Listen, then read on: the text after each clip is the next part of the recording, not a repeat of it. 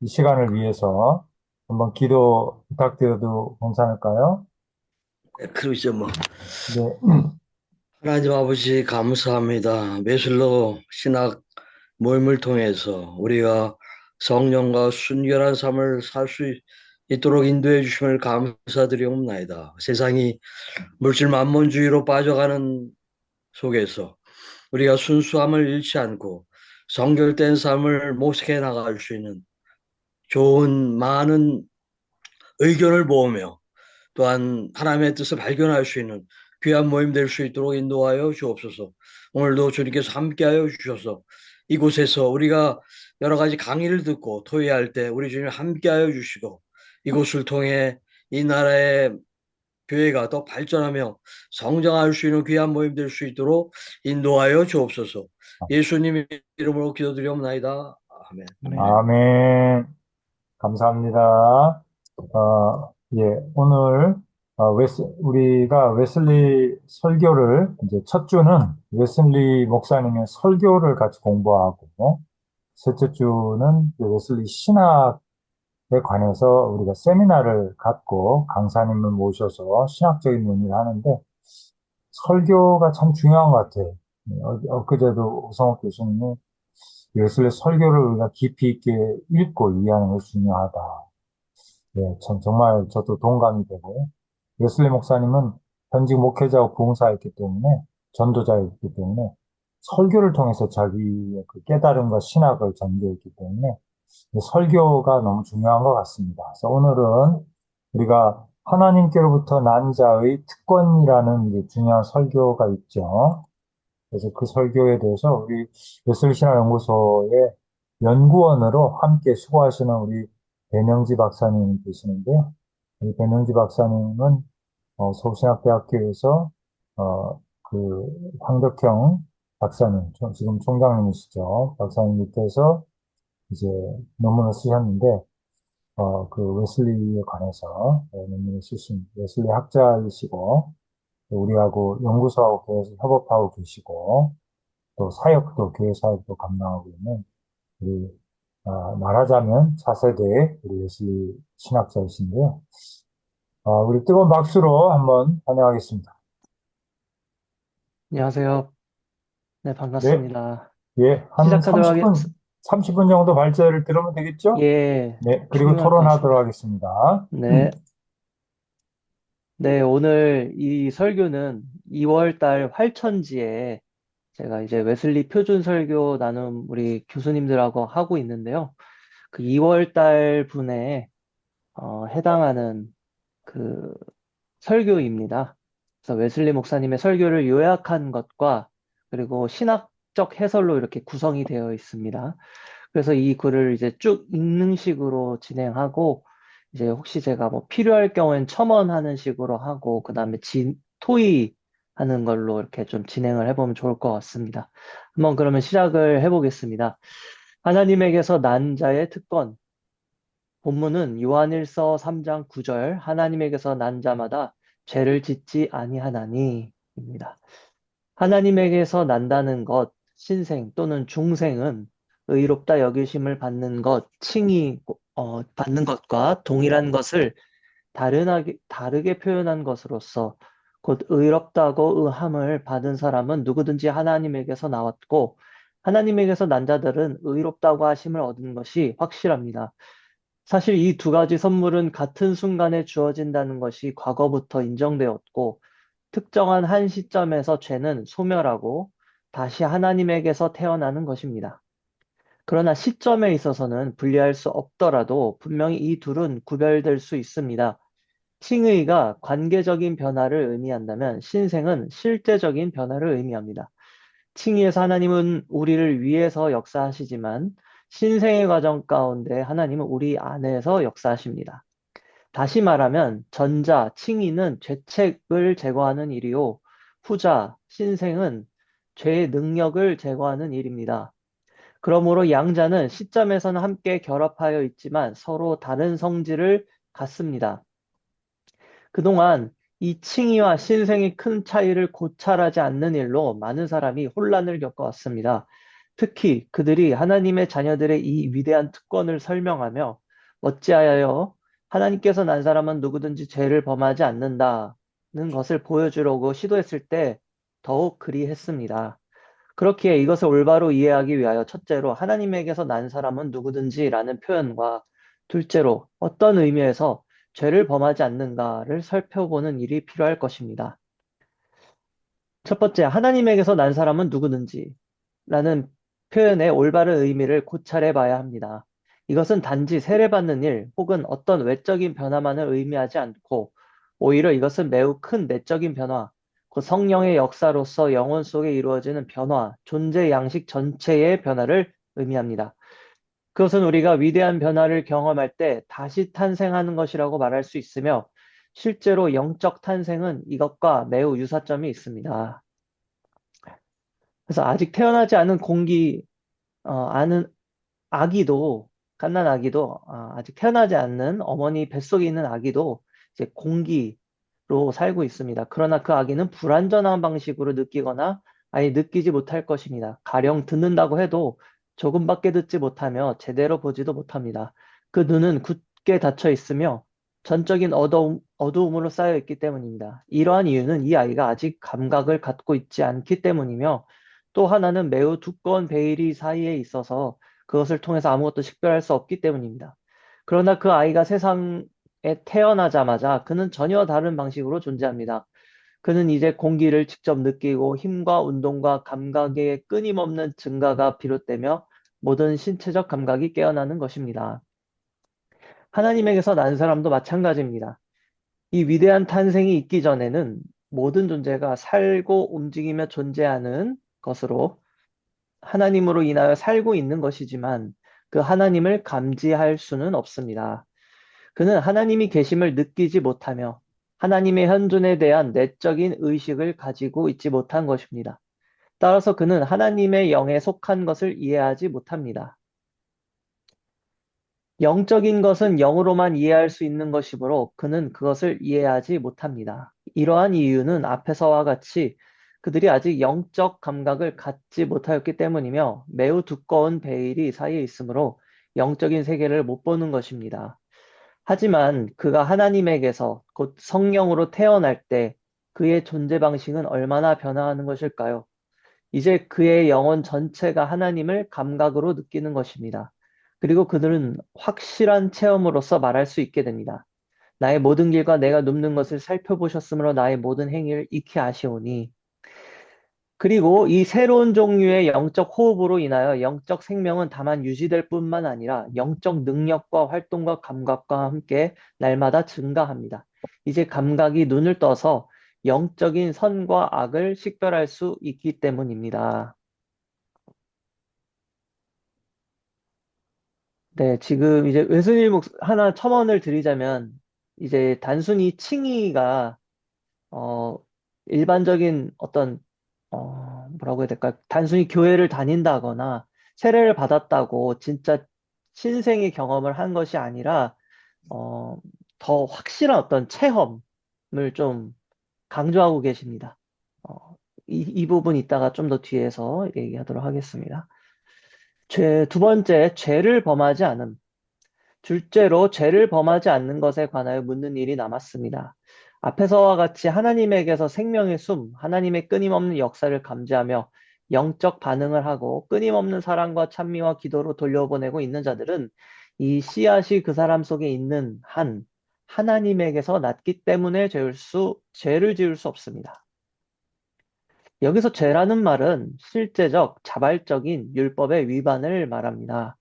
하나님에게서 난 자들은 이러한 죄를 범하지 않을 뿐만 아니라 죄를 범할 수 없습니다. 이처럼 그리스도로 말미암아 하나님을 믿고 하나님을 사랑하며 그 마음을 하나님께 집중하는 한 그는 하나님이 금하셨다고 알고 있는 것을 말하거나 행함으로써 하나님의 명령을 자발적으로 위반할 수는 없습니다. 그러나 여기서 즉시 어려움이 나타나는데 하나님에게서 난 많은 자도 죄를 범하기도 하며 큰 외적 범죄도 범할 수 있기 때문입니다. 대표적으로 다윗은 하나님에게서 난 자가 분명하였지만 간통과 살인의 무서운 죄를 범했고 위로의 아들이라 불린 바나바는 나중에 사도 바울과 매우 크게 다투어서 떠나버릴 정도였습니다. 또한 하나님에게서 난 베드로는 이방인과 함께 교제하다가 유대인들이 오자 그들이 두려워서 그 자리를 떠났는데 바울은 이 지점을 크게 비판하였습니다. 이렇게 보면 요한일서 3장 9절의 말씀과 조화가 될 수 있습니까?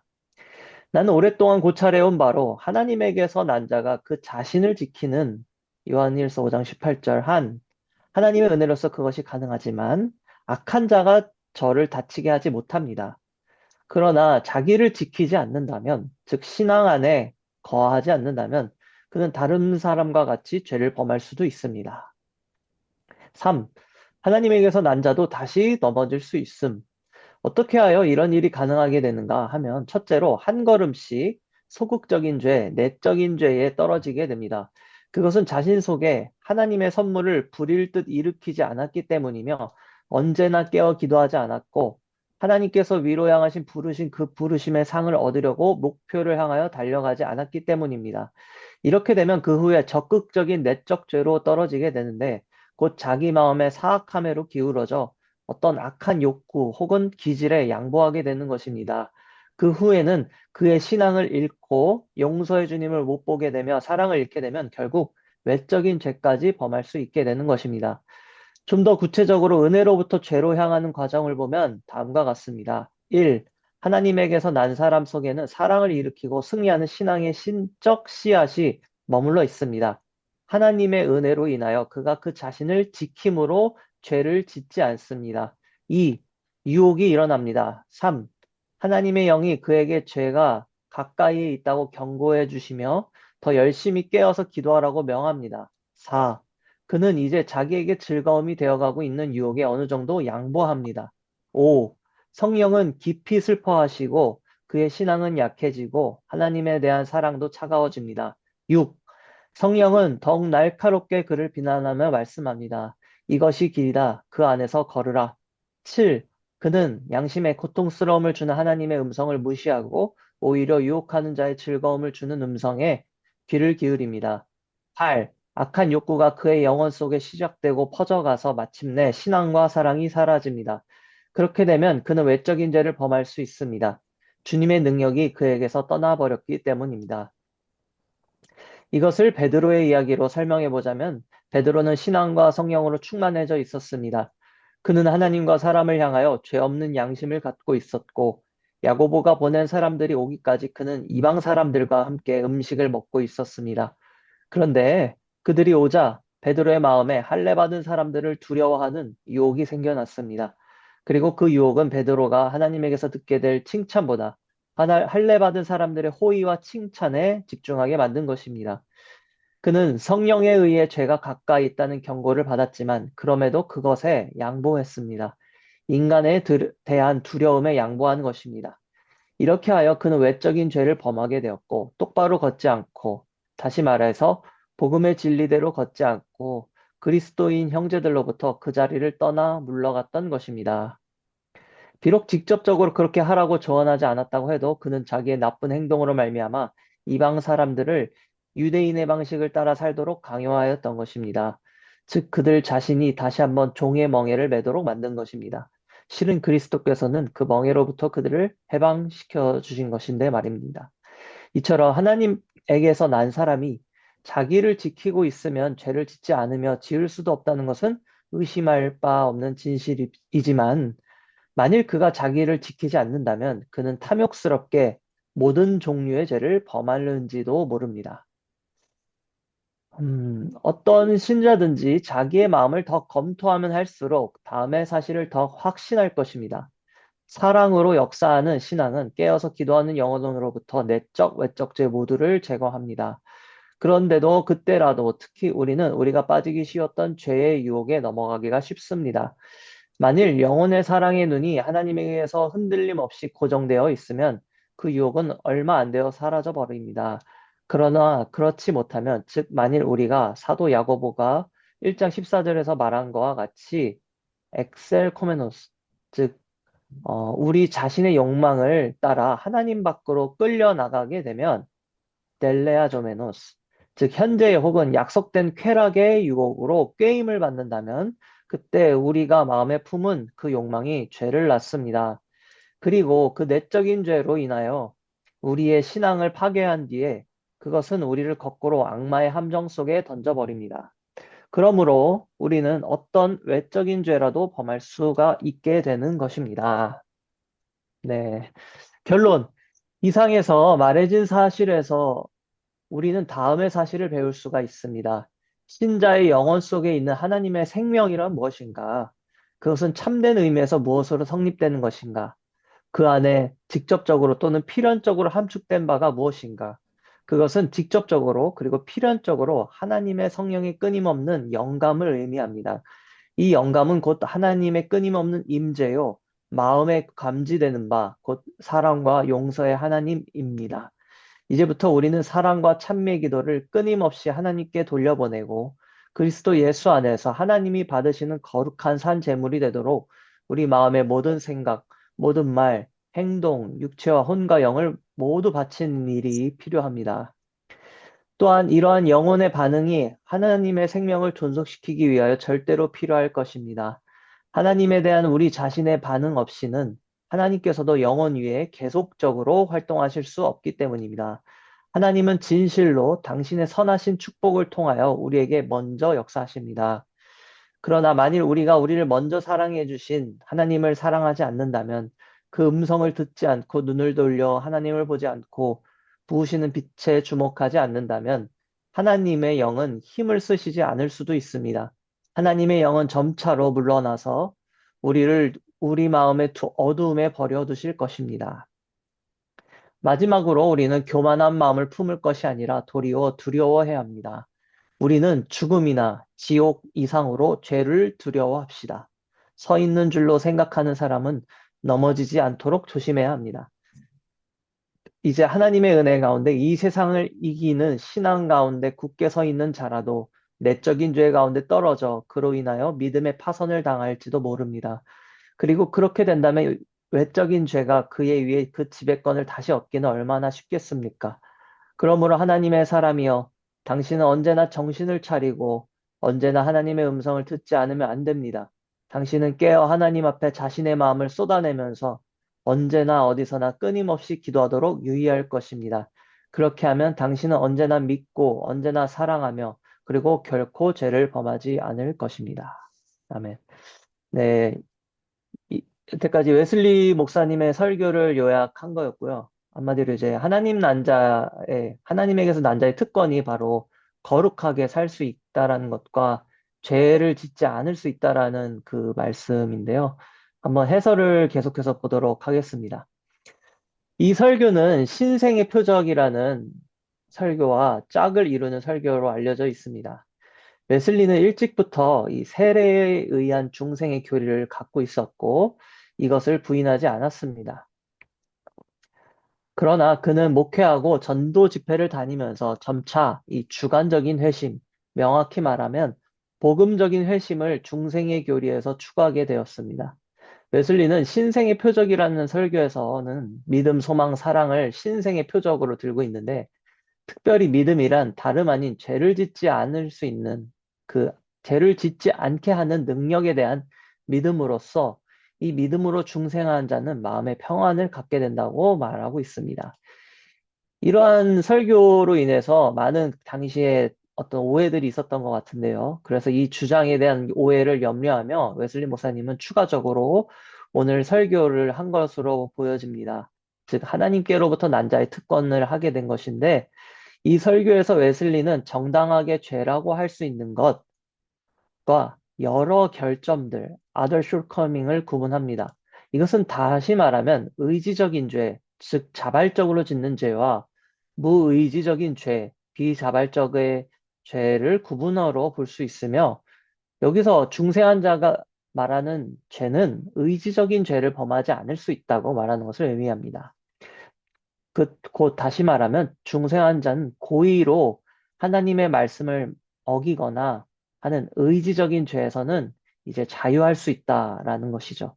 그러나 비의지적인 죄, 곧 그 사람이 원래 갖고 있었던 영향성이나 뭐 IQ가 좀 낮아서 이해의 부족이라든지 좀 덤벙덤벙대는 실수라든지 시행착오 등과 같은 이런 연약성, 그러니까 비의지적인 것에서는 완전하지 않다라는 의미입니다.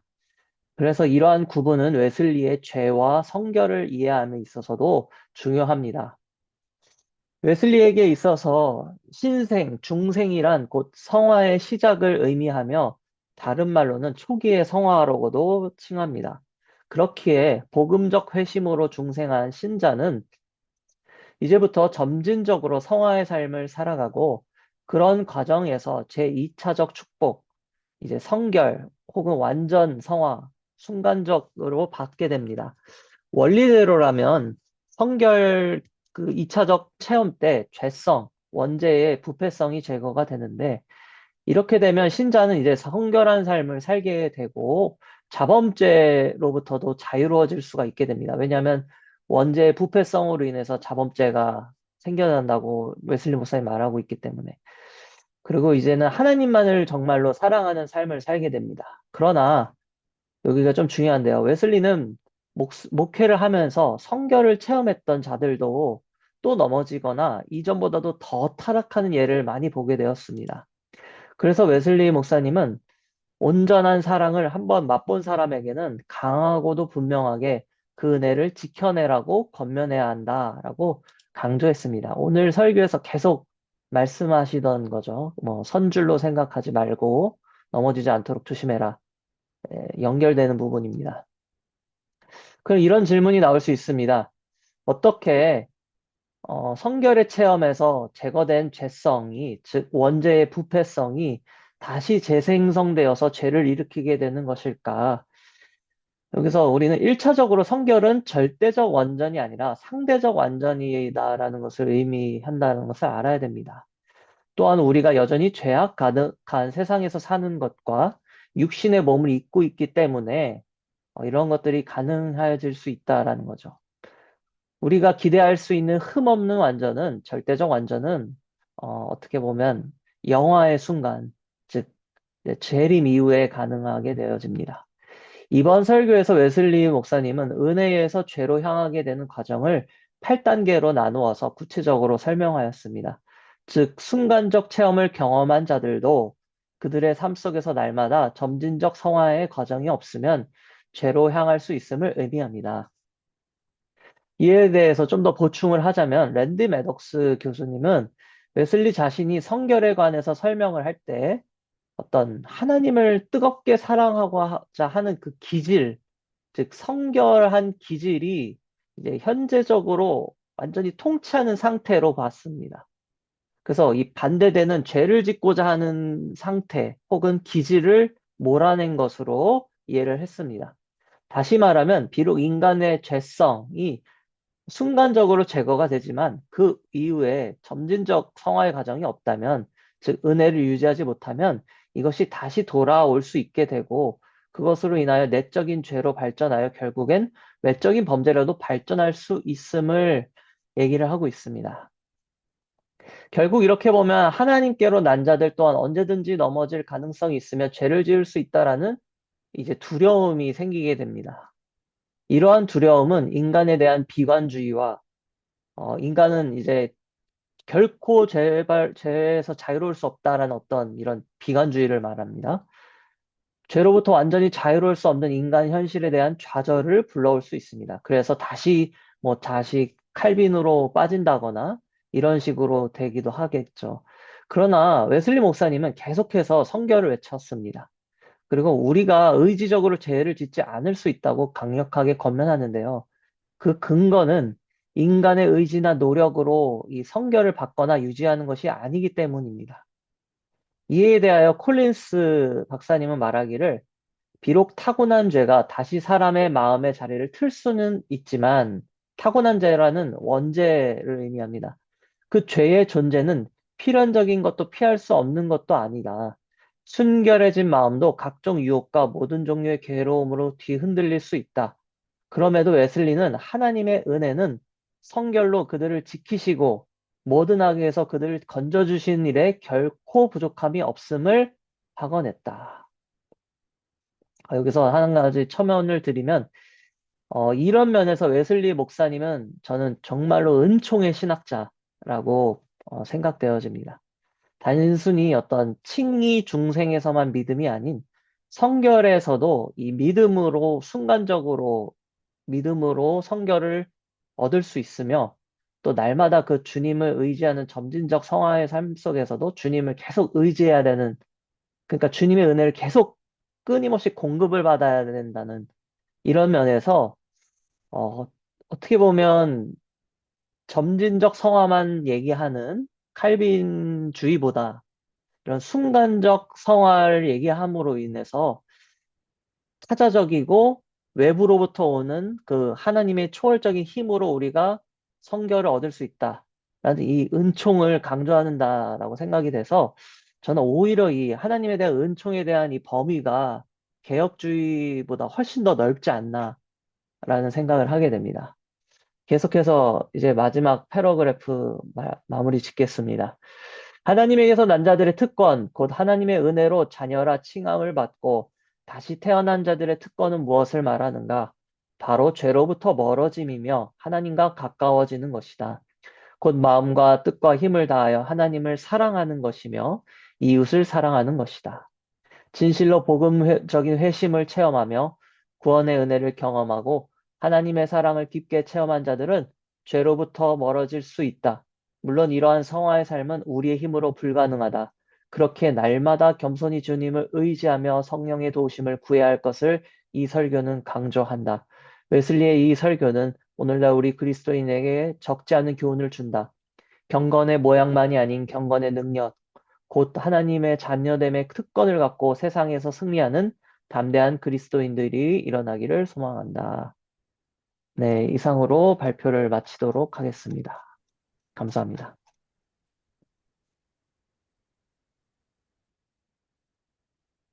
네, 감사합니다.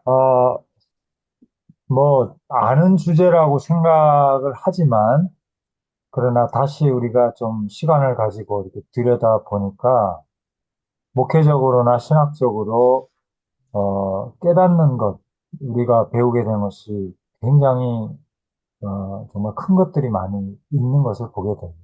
그래서 항상 느끼지만, 정신을 차리려면 웨슬리 설교를 읽어라. 이런 생각이 듭니다. 네, 우리가 뭔가 잘하고 있는 것 같고, 뭐, 잘 굴러가고 있는 것 같지만, 웨슬리 목사님의 기준 자체가 성경적 기준을 양보하지 않고 우리에게 가르치기 때문에 우리가 주님을 닮아가는 데 있어서 갈 길이 너무 멀다는 것을 또 무엇을 해야 할 것인가를 깨닫게 되는 것 같습니다. 참 너무 감사하고요.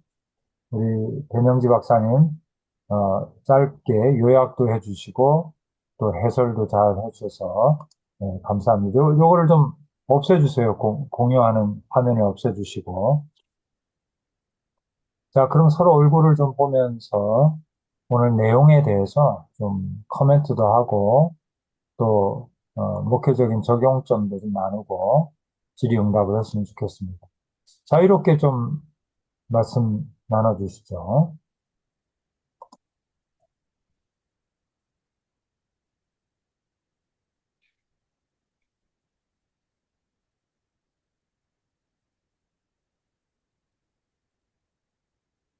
네, 어, 제가 말을 하고 싶은 건 아닌데 시간을 아끼기 위해서 저부터 얘기하겠습니다.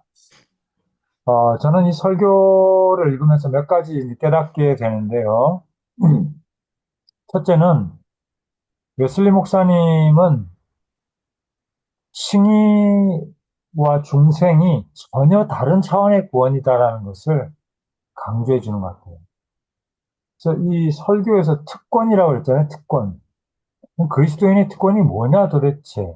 이걸 한번 보니까 다른 것이 아니라 제가 좀 더 이렇게 서치를 해봐야 되지만, 중생을 그리스도인의 특권이라고 얘기하고 있어요. 우리 한국 교회는 뭘 특권이라고 생각합니까? 칭의를, 칭의 구원을 진정한 특권이라고 생각해 왔잖아요. 그렇죠? 우리의 죄를 주님이 짊어지고 용서해 주셨다. 용서의 구원이 얼마나 큰 겁니까? 그거를 특권이라고 생각해 왔는데, 웨슬리 목사님은 칭의와 함께 하나님께서 우리에게 주시는 중생이야말로 그리스도인의 특권이다. 이렇게 강조하고 있습니다. 그러니까 뼛속까지 성결인인 거죠. 아까 우리 배 박사님이 발제해 주신 것처럼 중생은 다른 게 아니라 성결의 시작이다. 그것이 참 역시 웨슬리 목사님은 분명하구나 하는 생각을 하게 되고 두 번째로 이 설교에서 제가 또 깨닫게 되는 것은 웨슬리 목사님의 죄에 대한 이해, 죄론이 참 성경적이구나 하는 것을 알 수가 있어요. 이 흔히 이 장로교라든지 웨슬리를 깊이 모르는 또 분들도 웨슬리를 비판하는 가장 큰 비판점이 뭐냐면 죄론이 약하다는 거예요. 웨슬리 목사님이 인간의 그 어마어마한 죄수, 어거스틴이 고백했던 그 엄청난 사도 바울이 고백했던 그 죄의 엄청난 힘에 대해서 너무 좀 약한 거 아니냐, 인식이 약하다 이런 주장을 이제 하면서 비판을 하기도 하는데요. 근데 이 설교에서 우리가 깨닫게 되는 건 뭐냐면 웨슬리 목사님만큼 인간의 죄에서 예민한 분이 없어요. 그렇죠? 여기 보면은 이 설교에서 우리가 죄에 넘어가게, 믿는 신자가 죄에 넘어가게 되는 단계를 8가지로 나누어 가지고 어떻게 아담이 선악과를 먹었으며 말하자면 우리 그리스도인들이 오늘 또 어떻게 유혹에 넘어가게 되는지를 막 그렇게 얘기했잖아요. 웨슬리 목사님처럼 그의 신학에서 가장 중요한 그 주제로서 회개를 강조한 분이 없어요. 그러니까 죄론에 대해서 약하다. 이거는 이제 웨슬리에 대한 철저한 오해라고 생각이 듭니다. 근데 그러면 웨슬리 목사님이 왜 이런 비판을 받아왔는가? 웨슬리는 죄론이 약해. 그거는 첫째로는 종교개혁자들은 죄성이 인간의 본성이라고 생각하거든요. 거듭난 우리에게도 죄성은 본성이에요. 끝까지. 그러나 웨슬리 목사님 그걸 거부했거든요. 죄가 왜 인간의 본성이냐? 타락한 인간의 본성일 뿐이지 거듭난 인간에게 있어서는 원래 그 죄성들을 하나님께서 깨부시고 새롭게 하신다. 다시 말하면 웨슬리는 죄의 그 가공할 만한 힘을 무시해서가 아니라 하나님의 구원의 능력이 그 어마어마한 죄의 능력을 능히 이기시는 능력이다라는 것을 증거한 거예요. 그러니까 칼뱅주의나 종교개혁 신학이 가지는 죄론을 몰라서가 아니라 그러면 하나님의 구원이 그거보다 못하다는 말인가? 구원받은 우리도 죽을 때까지 그것과 씨름하다가 그냥 죄 가운데 죽는다는 것인가? 이게 성경의 약속인가? 이거를 지적하고 있는 거거든요. 그러니까 죄론이 약한 게 아니에요. 웨슬레의 은혜론이 구원론이 강한 것뿐이죠. 그렇죠? 그거를 다시 우리가 깨닫게 되는 거고요. 세 번째로는 따라서 웨슬리 목사님의 이 구원론이 이 구원파하고 약간 비슷한 표현들이 있어요. 예를 들면은 거듭난 사람은 죄를 지을 수 없다. 하나님의 자녀는 죄를 지을 수 없다. 이런 요한일서의 요 표현들을 웨슬리 목사님들도 즐겨 강조하잖아요. 근데 구원파가 그 얘기를 한단 말이죠. 그렇죠? 구원파가 하는 게 뭡니까? 우리 거듭난 사람, 거듭남과 죄사함의 비밀. 거듭난 사람은 죄를 지을 수가 없어요. 그러니까 신자가 회개한다는 것은 있을 수 없고 필요 없는 일이고 신자가 회개한다는 건 거듭나지 못한 거예요라고 가는 거거든요. 그러다 보니까 위선에 빠지고 죄를 죄라고 인정하지 않으면서 실제적인 율법 무용론에 빠지게 되는 거 아닙니까? 근데 웨슬리 목사님은 그런 의미가 아니죠. 웨슬리 목사님은 여기서 이 설교에서 뭘 강조합니까? 거듭난 사람은 하나님의 성결의 영, 그 능력을 받았기 때문에 죄를 짓지 않을 수 있다. 그리고 그것이 하나님의 뜻이다. 요거를 강조하는 거예요. 그러나 동시에 우리는 우리의 의지를 오용하고 우리가 죄를 선택함으로써 언제든지 죄에 빠질 수 있다. 그래서 신자도 회개할 수 있고 회개해야만 합니다. 요한일서에도 그게 나오잖아요. 우리가 죄를 지을 수 없는데 죄를 지으면 우리에겐 중보자 예수 그리스도가 있다라고 얘기하잖아요. 그러니까 구원파하고 이 살짝 비슷한 느낌의 그 표현들이 있지만 웨슬리 목사님은 절대 그것과는 전혀 다른 신자의 회개를 누구보다 회개를 통해서 우리 신자는 성결해지 우리 조정남 박사님이 말씀한 것처럼 우리는 쉴 새 없이 우리 눈은 눈물을 뿌림으로써 우리 눈을 정화하고 깨끗하게 유지한다는 그 귀한 예화를 하셨잖아요. 그러니까 구원파하고 웨슬리는 전혀 다른 얘기니까 우리 염려하시지 않기를 바라고요. 그리고 한 가지 더 얘기한다면 그 아기가 모태에 있는 것과 태어난 것의 그 차이에 대해서 예화가 참 좋은 것 같아요. 그래서 아기가 뱃속에 있을 때는 우리가 그 일반적인 은혜, 은총, 선행 은총 가운데 살아갈 때는 하나님의 존재를 어렴풋하게 느끼고 하나님의 은혜를 어렴풋하게 체험하며 살아가지만 태어나게 되면은 우리 아기가 감각적으로 다 달라진다고 그렇게 얘기했잖아요. 그래서 우리 아기가 엄마를 볼 수 있게 되고 눈으로 만질 수 있게 되고 냄새 맡을 수 있게 되고 네. 엄마의 젖을 만지며 먹을 수 있게 된다. 완전히 다른 감각에서 그 웨슬리에게 있어서 믿음이라는 게 감각이잖아요. 영적 감각이라고 그걸 또 얘기하잖아요. 그러니까 이런 점에서도 우리가 거듭남의 중요성, 그 생생한 이야기들이 우리가 교회에서 정말 필요하겠구나. 그래서 칭의에 치우친 부족한 기독교가 이거를 극복하기 위해서는 어떻게 하냐?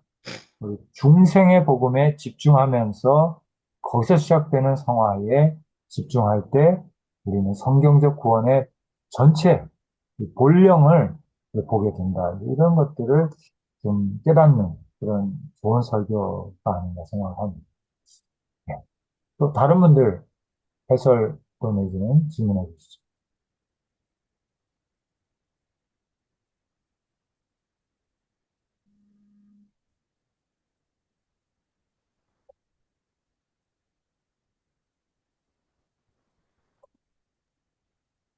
자, 시간을 아끼기 위해서 신 목사님, 네네. 제가 이 설교문을 총회에서 나오는 8전책에서 본 적이 있어서 오늘 아주 또 이렇게 우리 박사님 통해 가지고 재탕 설교를 잘 들어가지고 참 은혜가 넘칩니다. 근데 우리 여기 계신 여러분 모두가 다 중생의 시간이 있었잖아요. 뭐 부흥회 때든지 뭐 또 혼자 성경 공부를 할 때든지. 근데 저도 처음에 이 설교를 들었을 때, 요 내용은 중생한지, 그러니까 우리가 초기 구원을 얻은지, 그 아주 감격스러운, 그런 시기에서 이해할 수 있는 설교가 아닐까? 이런 생각을 했어요. 왜냐하면, 이제, 어디까지나 신앙은 또 주관적일 수 있으니까 저 자신을 이렇게 비춰봤어요. 근데 분명히 그 구원의 확신을 얻게 된 그때가 있었고, 한 두 달, 두 달 정도는, 감히 죄를 멀리하고 참 즐겁고 환희 속에 살다가, 저는 이제 그때 군대 생활을 하고 있었기 때문에, 어, 계급이 이거 네 개 있잖아요. 네 개. 병장. 군대에서는 대장, 그다음에 별 세 개 중장, 이렇게 해가지고 별 하나 소장, 그 다음 밑에가 병장이라 그럽니다. 그만큼 우스갯소리로. 이게 부하들이, 제 밑으로 부하들이 한 몇십 명 있었어요. 근데 그 중에, 진짜 아주 세상 말로 말하면 아주 열받게 하는 그런 친구가 하나 상병인데, 나보다 조금 미친데. 무슨 일을 하다가 그걸 계속 내가 강조를 했어요. 그렇게 하면 안 된다. 그런데 굳이 그걸 계속 그렇게 하는 거예요. 그러니까 슬슬 막 속에서 불이 나는 거예요. 그래가지고 그게 드디어 터졌어요. 여러분들 다 군대 생활을 해보신 분은 군화 신고 다니잖아요. 폭발이 되니까 그냥 군화발로 그 친구를 내리쳤습니다. 진짜 2달 만에 제가 무너진 거예요. 이게 막, 야, 이럴 수가 있을까. 너무 괴로워하다가 그 원인을 알게 되고 또 그 가운데 제대해서 신학교에 우리 장로교회 안 가기를 다행이죠. 장로교회까지 갔어요. 광내로까지. 가다가 같은 이상한 문제가 생겨서 우리 학교로 왔는데 저는 그건 천운이라고 생각합니다. 그래서 요 설교를 이렇게 구원받고 좀 시간이 지나면서 내적인 죄에 살아가고 있는 사람이 이걸 보면 이해가 잘 안 되고 부담이 되고 그럴 것 같아요. 근데 웨슬리 목사님은 허든난 신자들에게 뭐 두려움을 주고 부담을 주려는 것이 아니라 여기에서 만족하지 말고 세컨드 블레싱을 향해서 하나님이 마련하신 골로 가게 되면 이런 문제 다 해결받을 수 있다고 하는 희망의 메시지가 아닌가 그렇게 생각합니다. 그래서 우리 웨슬리 목사님께서 참 요 문제를 잘 또 다뤄주셨고 정말 어느 책에서 보니까 웨슬리 목사님 이런 얘기를 했어요.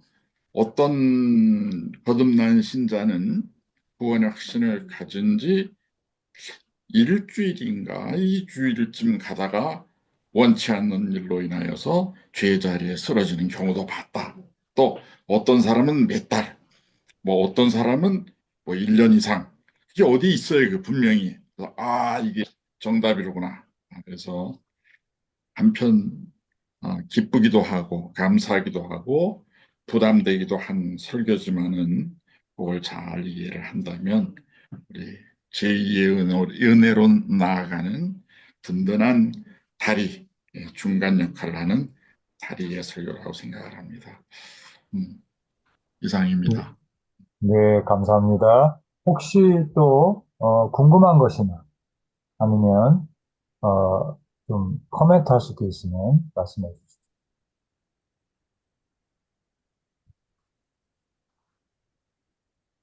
너무 큰 은혜가 있어서 말을 못 하시는 것 같아요, 오늘따라. 전부 다.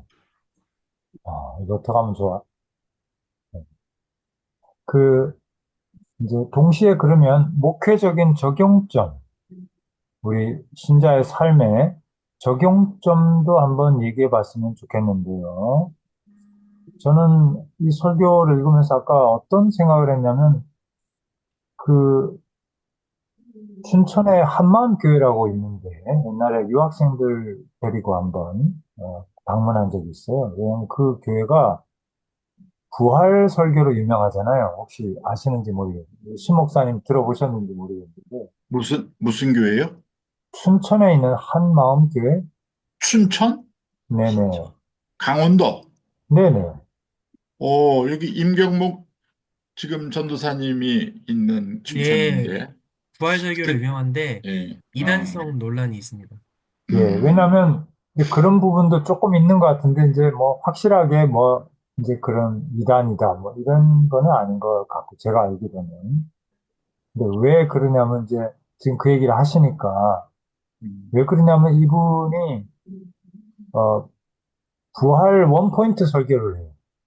그 이분의 설교는 모두가 주님의 부활을 강조하는 그런 설교를 해요. 음, 그러니까 이제 뒤집어 얘기하면, 아니, 다른 중요한 주제들, 주님의 대속, 주님의 십자가, 그저 우리의 이제 그 회개, 우리의 죄성에 대한 이런 강조.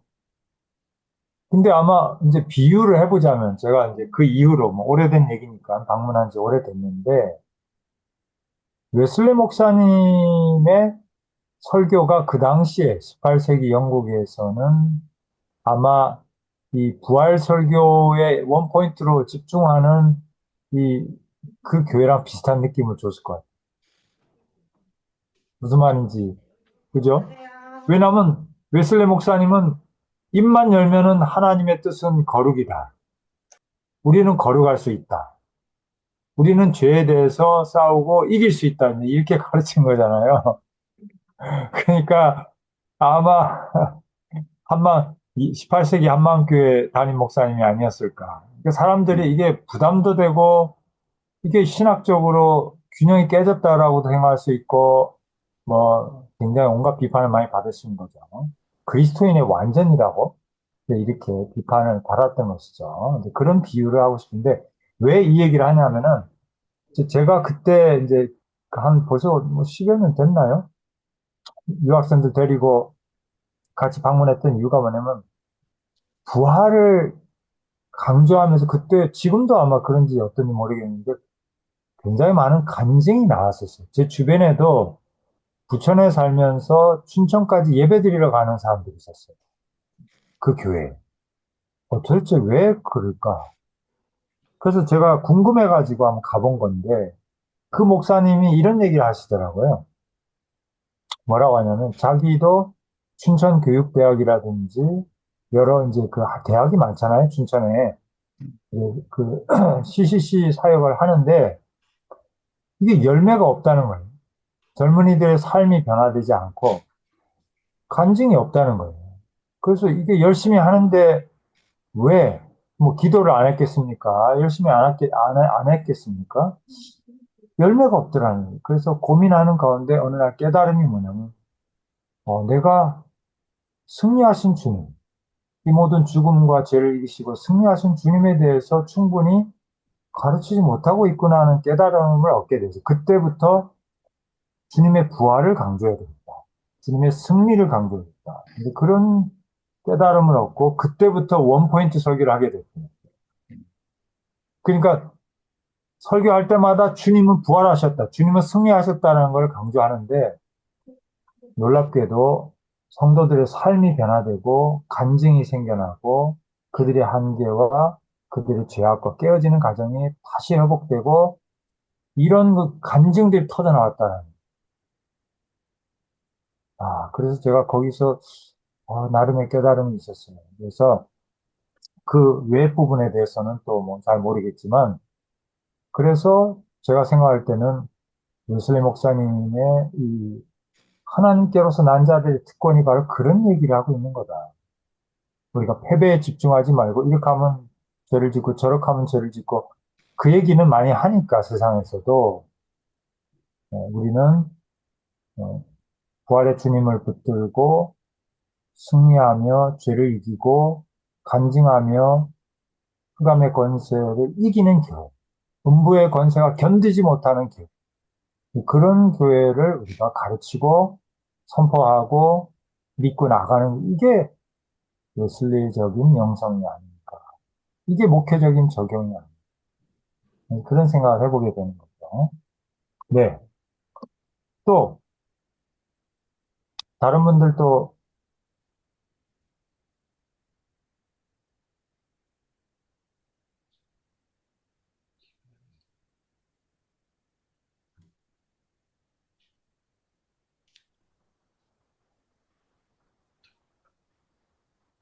여러분들 너무 은혜를 받으시니까 은혜를 덜 받은 제가 계속 얘기를 하게 되는데 좀 말로 좀 나눠보세요. 제가 한마디 할게요, 그럼. 네네, 김재란 네. 목사님. 저도 이제 올해 68세네, 57년생이니까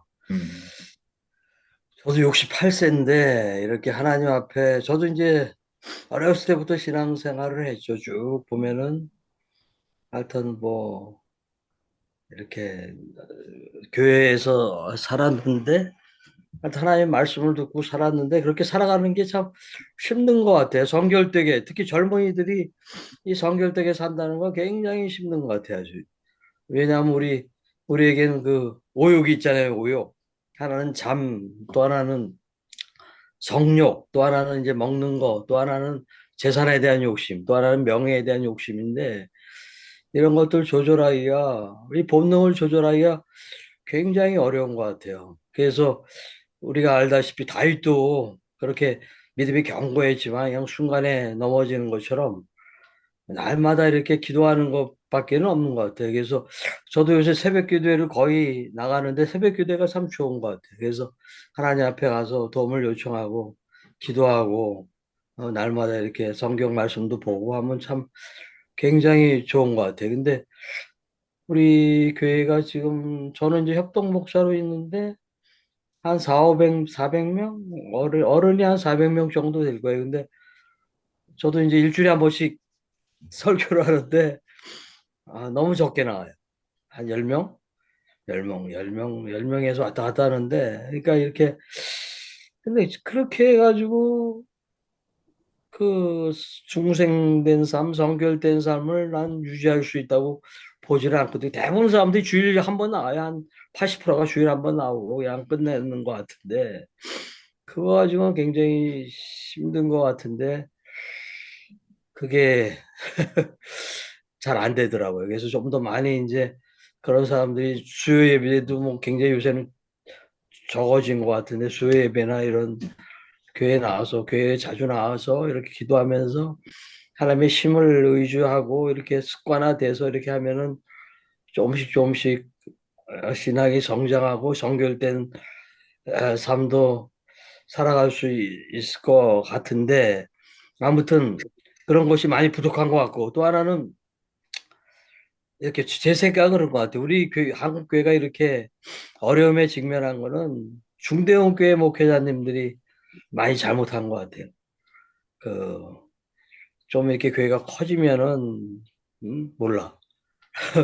저는 이제 뭐 연구원 다니다 이제 퇴직하고 해서 그런지 몰라도, 제가 겪은 많은 중대형 교회 목사들은 보면, 그러니까 맨 처음에 80년대 제가 대학 다닐 때만 해도 큰 교회가 없었잖아요. 그죠? 그때는 다 조그맣다고 전부 다. 근데 이제 이게 80년 지나서부터 이제, 왜냐하면 우리나라가 해방된 게 53년이고 그때부터 커지기 시작해서 이제 커지기 시작한 게 8, 90년도에 이제 커지면서 이 중대형 교회 목사들이 돈이 많이 들어오고 그러니까, 그리고 권력도 세졌다고, 막 그 교회를 이용해서 뭐 여러 가지 대접도 받고 막 할 수 있는데, 그걸 잘못 컨트롤한 것 같아요. 그래서 잘못 습관화된 것 같아요. 그래서 제가 보기에는 한 물론 청렴하고 아주 정결된 목사들이 한 30%는 있는데, 그게 한 70%는 좀 이렇게 재물에 대한 유혹과, 네. 또 내가 보기에는 너무 돈을 많이 갖고 와, 사례비로. 내가 보기에는 좀 줄여야 돼. 근데 그걸 안 해. 네.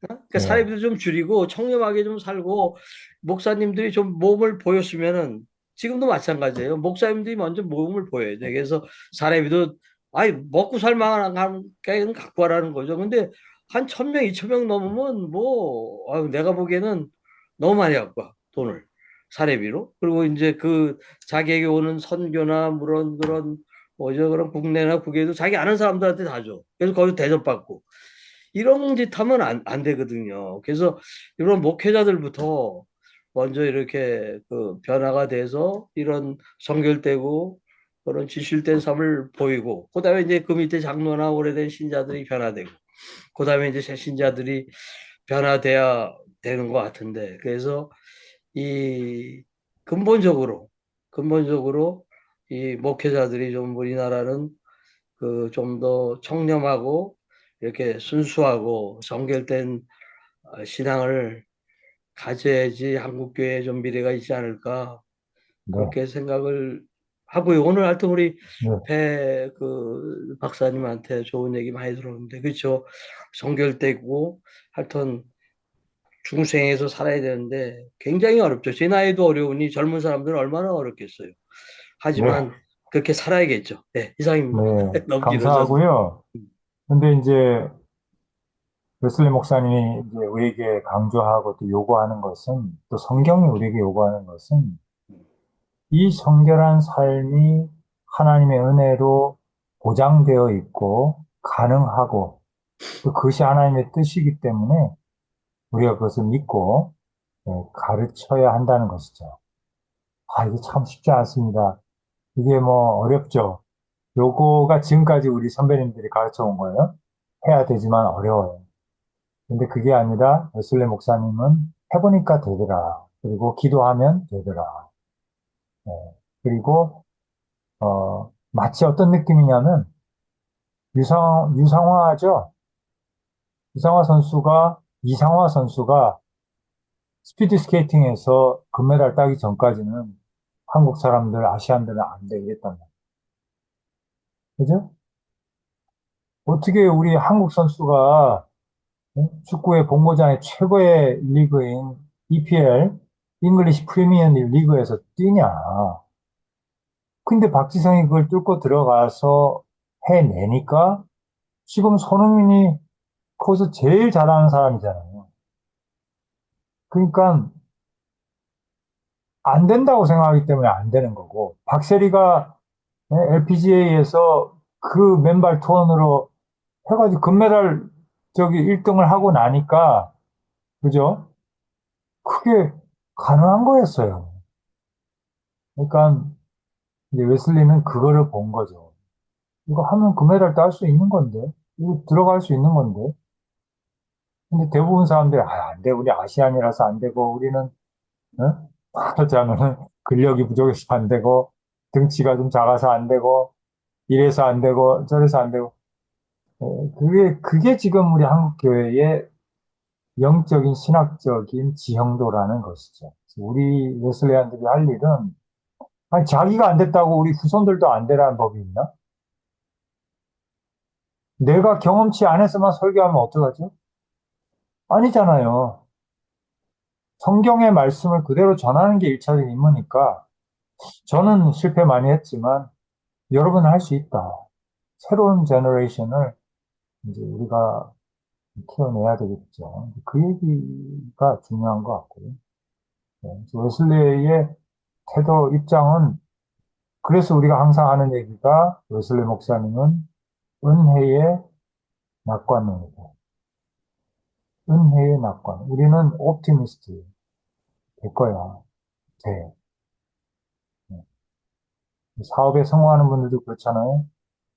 100번 안 돼도 101번째 될 거야. 네. 그러니까 이런 멘탈이 되게 중요한 것 같아요. 이게 웨슬리 목사님은 설교 읽어보면 된다는 거잖아요. 특권인데 왜? 네. 그런 얘기니까 이거는 우리가 좀 기억해야 되겠다. 그런 생각이 들고요. 자, 또 혹시 목회적인 또 사역적인 우리 삶 속에서 좀 적용점 어떤 게 있을까요? 예, 박사님 안녕하세요. 예, 아유, 휴스턴에 안녕하세요. 있는 이재규입니다. 반갑습니다. 예, 죄송합니다. 제가 일이 늦게 끝나가지고 지금 조인했습니다. 아유, 감사합니다. 우리 또 멀리서 우리 미국에서 또 조인해 주셨는데요. 네, 예, 말씀하세요. 저는 심리 상담을 하니까요. 그 신학적인 거는 솔직히 좀 모르겠고 현장에서 일하면서 이제 느껴본 것을 조금 나눠보겠습니다. 그 오늘 말씀에서 중생과 성결의 어떤 관계인 것 같은데 저는 생각해 본 게 성결을 저희 이런 그 심리 치료의 영역에서 본다면 이제 회복이라고 볼 수 있는데요. 리커버리라고 그러죠. 회복인데 이 회복은 이제 전인격적인 회복을 말하는 겁니다. 이제 한 인간이 가치 있는 삶을 살 수 있도록 도와주는 것을 이제 회복이라고 보는데요. 그것이 왜 안 될까? 저도 이제 약물 중독이라든지 외상후 스트레스 장애라든지 이런 좀 오래된 질환을 가지고 있는 분들을 많이 섬기고 있는데 치료 효과가 잘 안 나고 또 그분들도 굉장히 괴로워하시거든요. 많이 왜 이렇게 결과가 안 나올까? 왜 이렇게 리커버리가 안 될까? 그거에 대한 나름대로의 그 생각이 그 인간의 이제 뇌에서 그 위험을 감지하는 부분이 이제 한국말로는 모르겠습니다. 이제 영어로는 어믹달라라고 그 감정을 관계하는 그 뇌가 있는데요. 그 뇌가 너무 활성화가 되면 이성을 관계하는 그 뇌를 이긴다고 합니다. 그래서 사람들이 충동적인 행동을 하는 거고 이렇게 많이 배우시고 논리적이신 분들도 이렇게 충동적인 것을 한다라는 것이 뇌에서 이제 뇌과학에서 보면 그런 일들이 그런 작용들이 있다라고 보는데요. 그 사람이 위협을 감지하게 되면 그 위협이 실제적으로 존재하는 위협이든 본인이 생각할 때 위협이라고 생각하는 것이든 상상 속에 일어나는 위협이라고 하든 상관없이 뇌는 위협은 똑같은 위협이라고 인지를 한대요. 그래서 위협을 인지하면 사람이 보이는 반응이 네 가지가 있는데 그 중에 하나가 fight고요. 이거 이제 대응하는 겁니다. 적극적으로. 그다음에 flight는 도망가는 것이고, 네, freeze는 동결하는 겁니다. 이제 전혀 몸을 움직이지 못하는 상태. 어, 이제 어떤 그 성범죄 피해자분들이 이런 반응을 많이 보여서 많은 오해를 사기도 해요. 그거에 대해서 네가 싸우지 않았고 뿌리치지 않았고 너가 동의를 한 것이 아니냐 이런 식으로 오명을 쓰는데 freeze라는 반응이 있고 그 다음에가 마지막에 annihilation이라는 건데 이거는 파괴하는 겁니다. 이거는 자기 자신을 끝까지 파괴를 시키든지 아니면 상대방을 파괴하는 건데요. 이거는 이제 약물 중독에서 보면은 술을 매일 마시진 않는데 한 번 마시면 정말 끝장을 보시는 분들이 있어요. 도박을 매일 하진 않지만 한 번 하면은 끝까지 재산을 완전히 탕진할 때까지 하시는 분들이 있습니다. 그 흑백적인 어떤 생각에 많이 사로잡혀서 끝을 보시는 분들, 이런 분들, 이게 또 스트레스 반응인데, 이제 성경에서 보면 예수님, 진리이신 예수님을 만났을 때 보이는 반응들이 많이 다른 거를 봤거든요. 사람들이, 어떤 사람들은 예수님 앞에 이렇게 자기가 죄인임을 인정하고 나와서 자신을 구원해달라고 하는 사람이 있는 반면에 어떤 사람은 자신을 떠나가라고 하기도 하고 어떤 그 율법주의자들, 바리새인들이나 그런 종교 지도자들은 결국에는 NRA 파괴하는 진리를 파괴하는 단계 그렇게 해서 자기 자신을 지키는 그렇게 하는 반응을 보게 됐을 때 그러면 우리가 이제 심리 상담에서 보면은 이 회복이라는 것을 가능하게 하려면 사람이 어떻게 해야 될까? 그것이 우리 상담자가 어떤 좋은 말을 해주고 치료를 시작해도 내담자 입장에서는 그것을 위협이라고 인식을 한다는 거예요. 그래서 제일 먼저 할 것은 그 어떤 치료를 주는 것보다는 그 내담자하고와 상담자의 관계가 잘 성립이 돼서 내담자가 안전함을 느낄 수 있도록 환경을 만들어 줘서 그게 시간이 좀 오래 걸릴 수도 있죠. 그러고 나서 그 다음에 이제 치료가 들어가야지 그 치료를 받을 수 있다. 이렇게 저희가 배우고 있거든요. 그래서 이것이 혹시 오늘 그 중생과 성결의 관계에서 봤을 때 사람들이 왜 중생을 했음에도 불구하고 저 자신을 비롯해서요. 왜 성결의 삶을 그렇게 살지 못할까? 혹시 어떤 그 안전함, 그것의 결핍이 아닐까? 아직도 그 진리에 대한 진리를 위협이라고 생각하는 것이 아닐까? 혹시 그런 것이 아닐까라고 한번 짧게 생각해 봤습니다. 감사합니다. 상담 전문가로서 또 이렇게 참여해 주시니까 새로운 또 장이 열리는 것 같아요. 그래서 굉장히 감사하고, 바쁘신데 이렇게 함께 해주셔서 감사하고, 지난번에 말씀드린 것처럼, 매달 이제 6월인가? 우리가 조상현 간사님, 6월인가 우리 그 호주에 계시는 우리 교수님을 모시기로 했죠. 예, 그래서 이제 웨슬리적 관점과 상담에 대해서 한번 또 발제를 듣고 좀 토론할 기회가 있을 거고요. 정말 좋은 코멘트를 주신 것 같아요.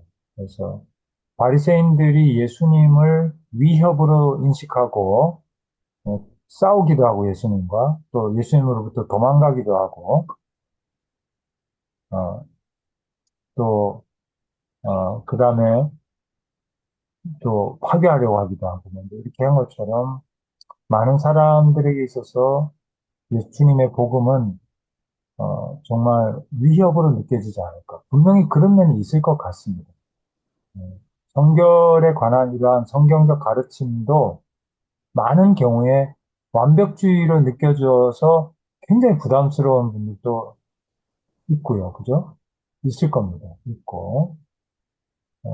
그리고 그것으로 인해서 큰 부담을 느끼는 사람도 많이 있고, 목회자들도 마찬가지고.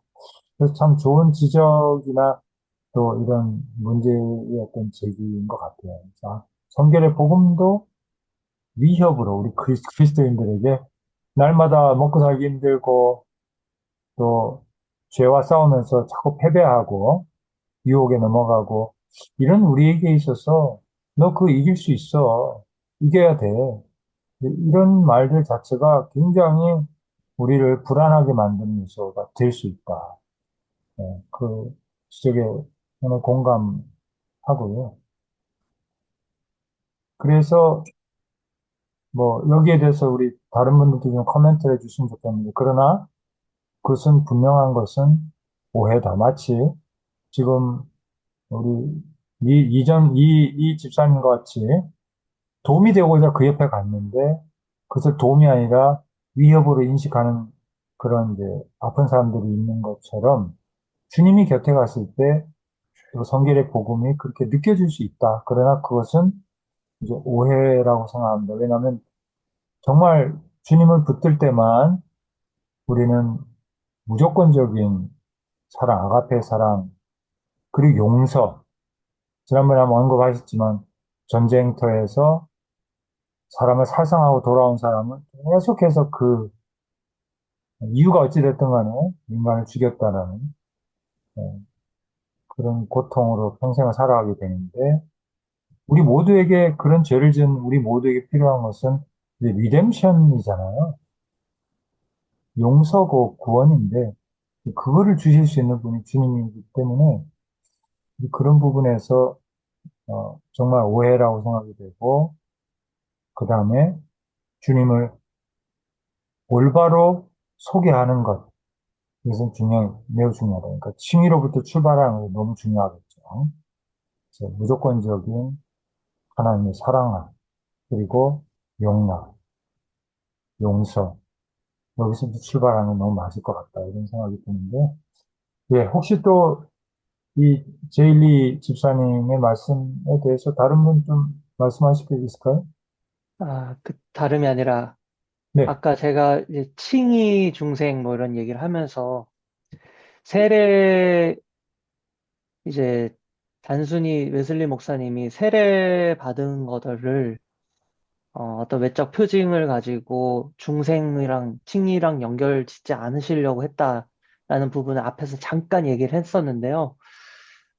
웨슬리 목사님께서 이제 보통 일반적으로 장로교 루터 칼빈 쪽에서는 회개를 하면 사람이 당연히 칭의 중생이 됐다고 믿잖아요. 회개를 하면.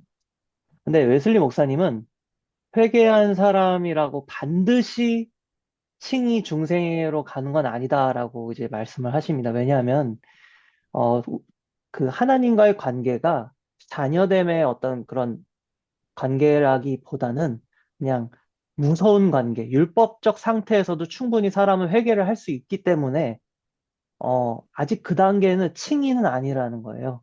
그러니까 여기서 이제 웨슬리 목사님은 기존에 우리가 믿었던 어떤 의의 전가로서 얻는 그런 칭의. 너는 회개했고 하나님의 거룩하심을 내가 막 죄 고백하고 막 울었던 그 경험. 그것을 단순히 그것이 아니라 그것을 한 단계 더 넘어가서 더 높은 차원의 칭의와 중생을 얘기를 하시려는 거죠. 아까 소장님께서도 말씀하셨던 그런 일반 교회에서 말하는 칭의의 특권으로 하나님 난자로서의 칭의가 아니라 중생을 강조했다라는 것이 좀 더 높은 차원의 그것을 얘기를 하는 건데 그러기 위해서는 이제 율법적 상태가 아니라 양자됨의 축복, 요 상태. 그러니까 율법적 상태에서는 여전히 두려움이 있는 상태겠죠. 아까 뭐 상담에서 보면 두려움이 있는 상태에서는 다가가기도 힘들고 치료도 힘들겠죠.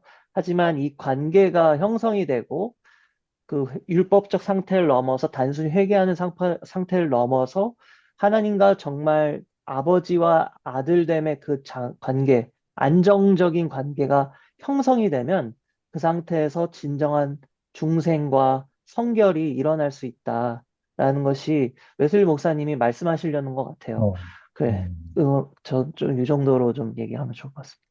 예, 감사합니다. 그 제일리 집사님께 나누고 싶은 한두 가지 얘기는 첫째는 지금 배명지 박사님이 좋은 포인트를 말씀하셨는데 뭐 너무 당연한 얘기지만 하나님은 사랑이시다라는 것과 우리를 창조하신 우리 아버지 예수님이 그랬잖아요. 내 아버지, 너희 아버지. 이게 창조주 신을 아버지라고 부르는 종교는 우리밖에 없습니다. 진정한 의미에서. 네, 그런 차원에서 누가복음 15장에 돌아온 탕자의 이야기는 우리 모두의 이야기다라고 얘기할 수 있고 그 점에서 또 삼위일체 하나님의 그 존재의 양식 자체가 디바인 패밀리라는 것 그리고 구원이라고 하는 것은 그렇게 보면 우리가 뭐 금으로 칠해 놓은 집에서 영원히 평화롭게 병 걸리지 않고 산다 이런 차원이 아니라 사도 바울이 고백하듯이 그리하여 내가 주와 함께 있으리라. 사랑의 교제 속으로 들어가는 베드로와 예수님의 관계, 네가 날 사랑하냐? 내가 너를 사랑한 거 알지? 이런 관계라는 것을 신앙 전체가 사랑과 용서와 가족 관계의 회복이라는 것, 이것이 분명한 이제 성경 메시지이기 때문에 이런 것들이 우리 그런 고통받는 분들에게 반드시 전달되고 이해되어질 필요가 있다는 게 하나고, 그게 배 박사님 말씀인 것 같아요. 또 하나는, 어, 기도밖에 없는 것 같아요. 성령의 능력.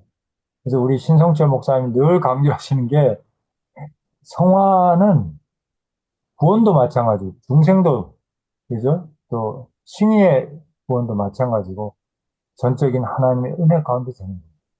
그러니까, 우리는 기도할 수밖에 없다. 지금 이 PTSD라든지 약물 중독자들의 얘기만이 아닌 거라고 저는 봅니다. 왜냐하면 지금 젊은 세대가 영혼을 잃어버리고 있잖아요. 그런 사이버, 여러 가지 게임이라든지 또 앞으로 뉴럴 네트워크 이게 활성화돼서 인간의 뇌가 이제 기계와 그런 챗 GPT에 직접 연결되는 이제 시대가 곧 지금 다가올 것 같은데, 이제는 포스트 모던이 아니죠. 포스트 모더니즘은 인간의 이제 감성을 중심으로 이제 전개되는 거라면, 지금 젊은 세대를 보면은 감성이 어디 있습니까?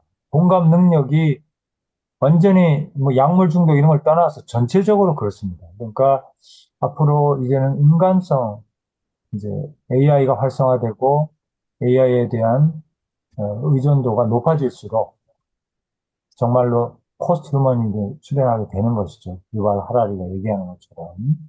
근데 그 인간상은 전적으로 컴퓨터를 닮은 사이버 인간상이 되는 것이고, 우리의 뇌에, 그로 인한 뇌의 데미지는 너무 크기 때문에 이런 얘기들을 이해할 수도 없고 받아들일 수도 없는 시대가 되는 거죠.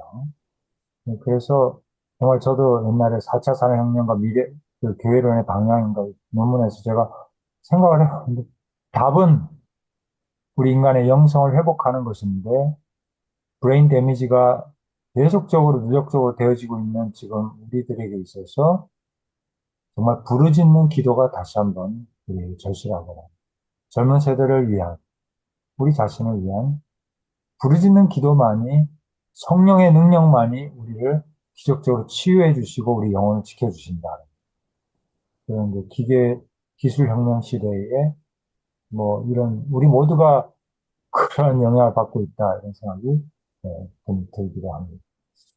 어쨌든 우리 이집사님께 뭐 이런 말들이 좀 의미가 있는지 모르겠는데, 어쨌든 성경의 진리는 또 하나님의 능력은 이런 것들을 꿰뚫고 들어가서 역사할 줄로 믿고요. 제 친구 중에도 그 공동체 생활을 좀 했던 친구, 목사님이 있는데, 그, 어, 어떤 젊은이가 약물 중독으로 고통받는 젊은이하고 2년을 같이 살았어요. 집에서. 집에 데려다 놓고. 그랬는데 아무것도 자기가 한 게 없었대요. 너무 무기력함을 느꼈대요. 해줄 수 있는 게 아무것도 없다라는 거예요. 그래서 뭘 했냐? 같이 비디오 보고 비디오 빌리러 갔다 오고. 그거밖에 한 게 없대요. 밥 먹고. 근데 놀랍게도 2년 후에 그 젊은 애가 하다 안 돼가지고 선교지로 보냈대요. 필리핀으로 보냈는데 필리핀에서 연락이 왔대요. 그래서 야, 이것도 얘가 무슨 사고 쳤냐. 그 두려워하는 마음으로 전화를 받았더니 하는 말이, 목사님, 어떻게 이런 천사를 보내셨냐. 그곳에서 필리핀 선교지에 가서 사람이 완전히 달라져서 그, 그 아이를 도와주고 사랑해주고 이거를 막 천사를 보냈냐 그러더래요. 그러니까 태평양을 건너가면서 뭔가 있었던 거예요. 예. 근데 그 전에 지금 아까 이집사님 말씀한 것처럼 그 옆에 곁을 지켜주는, 이게 신앙인가? 그걸 통해서 하나님이 어떤 분인가를 좀 경험했지 않나. 그래서 하나님의 능력은 반드시 우리 이집사님의 사역이나 또 기도를 통해서 열매맺을 것이다. 그래서 우리는 여전히 죄송합니다. 이렇게 현장의 얘기 상황을 잘 모르지만 우린 여전히 은혜의 낙관입니다. 여러분, 내 자신이 포기하고 있지 않잖아요, 여러분. 여러분 자신 포기하셨어요? 그거 아니잖아요. 왜 포기를 뭐 안 하고 있습니까, 아직도? 네, 한 60년 해봤으면 포기할 만도 한데요. 그건 뭐예요? 우리가 은혜를 신뢰하기 때문이겠죠. 네, 그게 바로 우리 웨슬리가 보는 비전이고 성경이 가르치는 은혜의 끈질긴 은혜이 아닌가. 네, 그렇게 생각하고 그래서 참 웨슬리 목사님의 이 관점을 좋아합니다. No one left behind. 우리 아무도 포기하지 않는 그런 왜 하나님 은혜가 있으니까 약작동하고 있으니까 그런 것들이 이 웨슬리적 영성이 아닌가 그런 생각이 듭니다. 오늘 시간이 거의 됐는데요. 예, 아쉽지만 다음번에 또 학기가 시작되고 하면 또 우리가 온라인 말고 또 오프라인으로 한번 모여서 식사도 했으면 좋겠습니다. 자, 그러면 우리 신혁재 목사님께서 한번 기도해 주시고 마치도록 할까요? 예, 기도하기 전에 어, 짧게만 말씀드릴게요. 우리가 추구하는 성결이 율법적 성결이 돼서는 안 된다라는 생각을 합니다. 예, 복음적 성결이래야 되죠. 율법, 즉 다시 말하면 우리가 뭘 하고 물론 그 은혜 받는 수단이 될 수는 있어요. 작은 수단이. 그런데 제가 불교에 몸담고 있었던 적도 있고 그런데 불교에도 성결론이 있어요. 힌두교에도 성결론이 있어요. 이슬람교에도 성결론이 있어요. 네. 다 설명할 수는 없지만 그러나 우리에게는 성결이 복음적 성결이라는 거죠. 그 말은 뭐냐 하면 우리 예수님이 십자가에서 물과 피를 쏟으실 때 우리의 죄를 용서하는 칭의 중생의 능력만 있는 게 아니라 웨슬리가 수없이 강조했던 건 예수님의 어린 양 피의 능력 속에는 거듭난 우리 속에 남아있는 죄의 악한 죄성, 쓴뿌리까지 해결하는 능력이 있다. 예, 복음적 성결을 외친 거죠. 예, 혹시 성경을 좀 찾아보실 분이 있다면 히브리서 13장 12절을 꼭 한번 찾아보시기 바랍니다. 제가 그 히브리서 13장 12절 그 헬라어로 저 배운 거기 때문에 번역을 해서 읽어드리면 이렇습니다. 그러므로 예수도 자기 피로서 그의 백성, 저와 여러분입니다. 아니 온 인류입니다. 그의 백성을 단번에 거룩이라고 되어 있는데 헬라어에는 하기야제로 되어 있어요. 즉 성결케 하시기 위하여 성문 밖에서 고난을 받으셨느니라. 기도하겠습니다. 하나님, 날씨도 추운데 우리 웨슬리 신학 연구소에 귀한 VIP 손님들을 이렇게 보내주신 거 감사합니다. 하나님께서 가르쳐 주신 그 은혜의 복음을 우리가 지적으로 아는 것을 초월해서 우리 주님이 이루어 놓으신 십자가 위에서 이루어 놓으신 그 성결을 우리가 받아 누리는 거룩한 오순절의 주인공들이 될 수 있도록 역사하여 주시옵소서. 주께서 저희 한 사람 한 사람을 통하여 이 마지막 시대에 사랑으로 역사하는 믿음의 주인공, 죄를 이기고 세상을 이기고 마귀를 이길 수 있는 승리의 주인공으로 불러주셨사오니 오직 십자가 든든히 붙잡고 오직 예수님의 보혈을 우리의 심령 속에 바르고 우리 주님의 그 십자가의 능력으로 승리해 나가는 은혜로운 주 일꾼들 다 되게 도와주시옵소서. 예수님의 이름으로 기도하옵나이다. 아멘. 아멘.